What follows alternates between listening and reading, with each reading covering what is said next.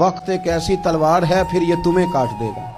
हुजूर फरमाते हैं कि जब रोजाना सूरज तुलू होता है ना तो उस दिन वो दिन ऐलान करता है, वो दिन ऐलान करता है कि अगर कोई काम करना है तो कर लो, मैं आज आया हूं, आज के बाद नहीं आऊंगा।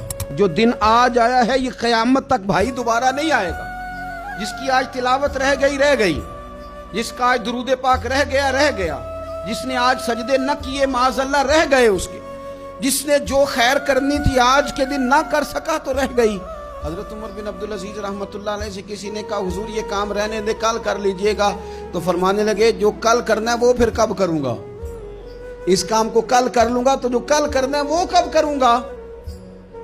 इमाम शाफई रहमतुल्लाह अलैह फरमाया करते थे कि मैंने ना सूफिया से एक बात सीखी है जिसने मुझे जिंदगी में बड़ा नफा दिया है।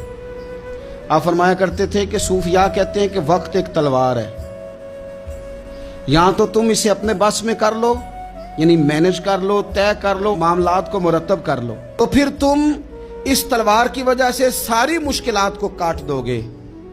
और अगर तुमने इस तलवार को ना थामा तो ये वक्त एक ऐसी तलवार है फिर ये तुम्हें काट देगा कि बर्फ अगर धूप में रख दी जाए तो वो इतनी तेजी से नहीं पिघलती जितनी तेजी से हमारी जिंदगी के दिन पिघल रहे हैं। हम समझते रहे हैं दिन बढ़ रहे हैं, हालांकि दिन बढ़ नहीं रहे, दिन कम हो रहे हैं, हम मौत के करीब जा रहे हैं।